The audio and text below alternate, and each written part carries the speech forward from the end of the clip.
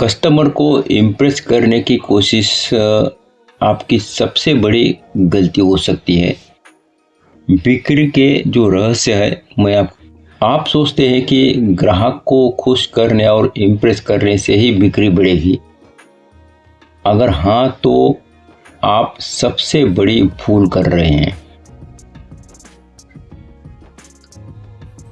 आज मैं आपको बताऊंगा कि ग्राहक को इम्प्रेस करने की कोशिश आपकी बिक्री को रोक रही है और इसके लिए आपको क्या करना है। सबसे पहले तो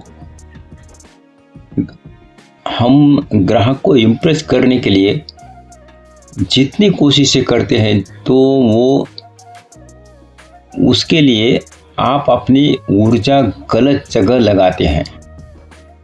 ग्राहक को खुश करने की कोशिश में आप अपनी जो उत्पाद है, जो प्रोडक्ट है, उसकी सच्चाई और पेशेवर दृष्टिकोण भूल जाते हैं।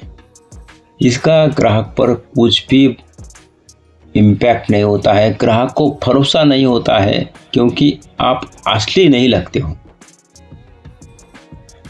इसके लिए आपको क्या करना है, ग्राहक को पूरा कंट्रोल देना है। इसका मतलब जब आप इम्प्रेस करने की कोशिश करते हैं तो आपके शब्द और आपके रणनीति ग्राहक के अनुसार बदल जाते हैं। इसका परिणाम है आप ओवर पोलाइट लगते हो, आप अस्थिर लगते हैं और इसका इम्पैक्ट, इसका असर अपनी बिक्री पर होता है। बिक्री प्रक्रिया बाधित होती है, ग्राहक भ्रमित होता है, अनिश्चित होता है, आपकी क्रेडिबिलिटी घटती है क्योंकि आप जेन्युइन बात नहीं करते हैं। आपको क्या लगता है, इसके 2-3 इसके कारण हैं। सबसे पहले जो साइकोलॉजिकल रीज़न है, कारण है फियर ऑफ रिजेक्शन। आप जितना हो सके आप उसको इम्प्रेस करने की जो आपकी जो प्रवृत्ति है वो जितनी ज़्यादा करती है तो आपको डर लगता है कि भाई वो मुझको ना बोले, नहीं बोले तो क्या, रिजेक्शन हुआ तो क्या होगा। ये मानसिक दबाव बढ़ाता है। दूसरा है ओवर कॉन्फिडेंस इल्यूजन। ग्राहक को खुश करने के प्रयास में आप खुद को एक्सपर्ट दिखाने की कोशिश करते हैं। होता है कि नहीं ऐसा? और उसमें क्या होता है, असली ज़रूरतें छूट जाती हैं।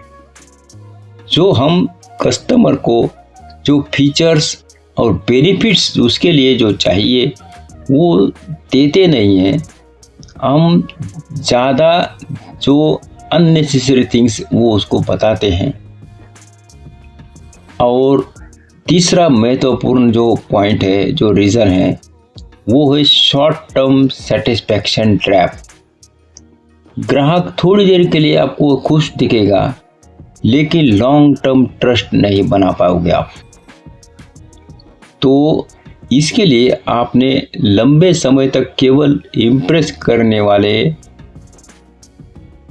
जो चीज़ें हैं वो हमने की तो इसमें सेल्स फेल हो जाता है।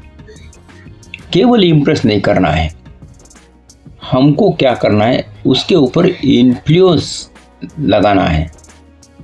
उसके लिए सही रणनीति क्या है? सबसे पहला है, जो मैं अब तक कितनी बार आपको बताऊं, कस्टमर की ज़रूरतें समझे। बातचीत शुरू करने से पहले उनकी पेन पॉइंट्स, समस्याएं और उद्देश्य देखें और जाने। फॉर एग्जाम्पल, आपकी आवश्यकता क्या है,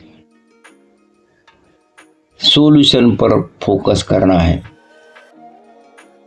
ये पहला पॉइंट हो गया। सेकंड है value based approach.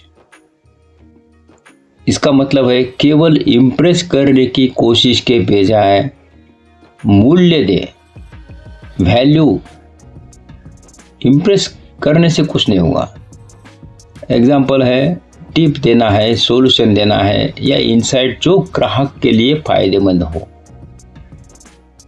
Third point है ऑथेंटिसिटी बनाए रखे। अपने प्रोडक्ट या सर्विसेज के बारे में ईमानदार रहें।